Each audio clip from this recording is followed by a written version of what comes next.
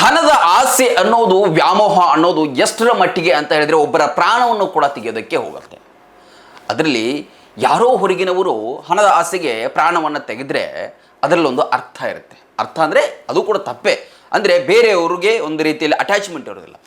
ಆದರೆ ಕಟ್ಟಿಕೊಂಡಂತಹ ಪ್ರೀತಿಯ ಮುದ್ದಿನ ಮಡದಿಯೇ ಗಂಡನ 2 ಕೋಟಿ ರೂಪಾಯಿ ಇನ್ಶೂರೆನ್ಸ್ ಹಣಕ್ಕಾಗಿ ಆತನಿಗೆ ವಿಷವನ್ನು ಬೆರೆಸಿದ್ದಾಳೆ. ಈ ಘಟನೆ ಎಲ್ಲೋ ಬೇರೆ ರಾಜ್ಯಗಳಲ್ಲಿಯೋ ನಡೆದಿಲ್ಲ. ನಮ್ಮದೇ ರಾಜ್ಯದ, ನಮ್ಮದೇ ಪಕ್ಕದ ಜಿಲ್ಲೆಯಾದಂತಹ ಬೆಳಗಾವಿ ಜಿಲ್ಲೆಯ ಹುಕ್ಕೇರಿ ತಾಲೂಕಿನ ಗೋಡ್ಗೆರೆ ಎನ್ನುವ ಗ್ರಾಮದಲ್ಲಿ ನಡೆದಿದೆ. ಏನಿದು ಕತೆ ಹೇಳ್ತೀನಿ ಕೇಳಿ. ಇಲ್ಲಿ ಸಂದೀಪ್ ಮಾಂಜರಿ ಎನ್ನುವಂತಹ ವ್ಯಕ್ತಿ, ಆತನಿಗೆ 47 ವರ್ಷ.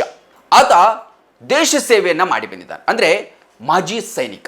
ಮಾಜಿ ಸೈನಿಕನಾಗಿ ದೇಶವನ್ನು ಕಾದಂತಹ ಆತ ತನ್ನ ಪ್ರಾಣವನ್ನು ತನಗೆ ಉಳಿಸ್ಕೊಳ್ಳಿಕ್ಕೆ ಆಗೋದಿಲ್ಲ. ಯಾಕಂತ ಹೇಳಿದ್ರೆ ಪಕ್ಕದಲ್ಲಿ ಇರತಕ್ಕಂತಹ ಆತನ ಹೆಂಡತಿ ಸುಮಾ ಮಾಂಜರಿ, ಆತ ಸತ್ರೆ 2 ಕೋಟಿ ರೂಪಾಯಿ ಇನ್ಶೂರೆನ್ಸ್ ಹಣ ಬರುತ್ತೆ ಅನ್ನುವ ಆಸೆಗಾಗಿ ಆತನನ್ನು ಕೊಲೆ ಮಾಡೋದಕ್ಕೆ ಪ್ಲಾನ್ ಮಾಡ್ತಾ ಇರ್ತಾಳೆ. ಅಂತಹ ಸಂದರ್ಭದಲ್ಲಿ ಆಕೆಗೆ ಒಂದು ಅವಕಾಶ ಒದಗಿ ಬರುತ್ತೆ. ಸುಮಾ ಮಾಂಜರಿಗೆ ಅಲ್ಲೇ ಪಕ್ಕದ ಗ್ರಾಮದವನು, ಅಲ್ಲೇ ಯಾರೋ ಒಬ್ಬ ಪುಂಡಲೀಕ ಅನ್ನುವಂತಹ ಪ್ರಿಯಕರ ಇರ್ತಾನೆ. ಆ ಪ್ರಿಯಕರನ ಜೊತೆ ಸ್ಕೆಚ್ ಹಾಕಿದಂಥ ಈಕೆ ಏನು ಮಾಡ್ತಾಳೆ, ಹೇಗಾದರೂ ಮಾಡಿ ಕೊಲ್ಲಬೇಕು ನನ್ನ ಗಂಡನನ್ನು, ಆ 2 ಕೋಟಿ ರೂಪಾಯಿ ಪಡಿಬೇಕು, ಆ ಐಷಾರಾಮಿ ಜೀವನವನ್ನು ಮಾಡಬಹುದು ಅಂತ ಹೇಳಿ ಪ್ಲ್ಯಾನ್ ಮಾಡ್ತಾನೆ ಇರ್ತಾಳೆ.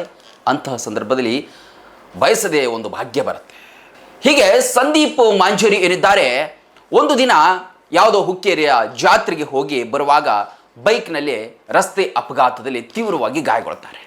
ಗಾಯಗೊಂಡ ನಂತರ ಅವರನ್ನು ಆಸ್ಪತ್ರೆಗೆ ಅಡ್ಮಿಟ್ ಮಾಡ್ತಾರೆ.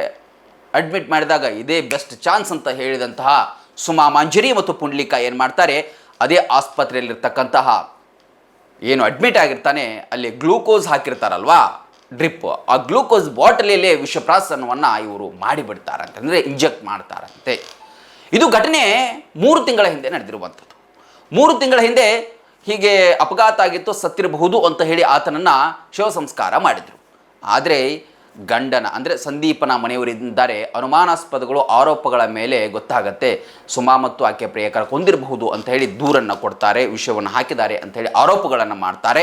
ಇದು ಬಂದಂತಹ ಆರೋಪಗಳು. ಆ ನಂತರ ಏನು ಮಾಡ್ತಾರೆ, FSL ಮತ್ತು ವಿಧಿವಿಜ್ಞಾನ ಪ್ರಯೋಗಾಲಯದವರು ಸೇರಿ ಆಗಿರೋ ಸುಕೋ ಟೀಮ್ ಆಗಿರಬಹುದು, ಎಲ್ಲ ಪೊಲೀಸ್ ತನಿಖಾಧಿಕಾರಿಗಳೆಲ್ಲ ಸೇರಿಕೊಂಡು ಆ ಶವವನ್ನು ಇದೀಗ ಮತ್ತೆ ಹೊರಗೆ ತೆಗೆದು ಮರಣೋತ್ತರ ಪರೀಕ್ಷೆಗೆ ಕಳಿಸಿದಾರಂತೆ. ಒಟ್ಟಿನಲ್ಲಿ ಈಕೆ ವಿಷ ಹಾಕಿದ್ದಾಳ ಅಥವಾ ಆತನೇ ಅಪಘಾತದ ನೋವಿನಿಂದ ಸತ್ತಿದ್ದಾನ ಅಥವಾ ಈ ಪ್ರಿಯಕರ ಮತ್ತು ಸುಮಾ ಮಾಂಜರಿ ಮಾಡಿದಂಥ ಸ್ಕೆಚ್ನಿಂದ ಏನಾದರೂ ಈ ರೀತಿ ಆಗಿದೆಯಾ ಅಂತ ಹೇಳಿ ತನಿಖೆಯಿಂದ ತಿಳಿದು ಬರಬೇಕಿದೆ. ಒಟ್ಟಿನಲ್ಲಿ ಈ ರೀತಿ ಏನಾದರೂ ಆಕೆ ಸಾಯಿಸಿದ್ದೇ ನಿಜವಾದರೆ ಇದು ಅಮಾನವೀಯ. ಯಾಕಂತ ಹೇಳಿದ್ರೆ ಯಾರೋ ಹೊರಗಿನವರು ಮಾಡೋದು ಅಥವಾ ಕಟ್ಟಿಕೊಂಡ ಹೆಂಡತಿ ಈ ರೀತಿ ಮಾಡೋದು ಬಹಳಷ್ಟು ತಪ್ಪಾಗುತ್ತೆ. ಮನುಕುಲಕ್ಕೆ ಇದೊಂದು ರೀತಿಯಲ್ಲಿ ಆತಂಕ ಅಂತ ಹೇಳಿ ಜನತೆ ಆಡ್ಕೊಳ್ತಾ ಇದ್ದಾರೆ. ನರ್ಸರಿಯಿಂದ PUC ವರೆಗೆ ಗುಣಮಟ್ಟದ ಶಿಕ್ಷಣಕ್ಕೆ ದಿ ಬೆಸ್ಟ್ ಕೊನ್ನೂರ್ ಶಿಕ್ಷಣ ಸಂಸ್ಥೆ LT.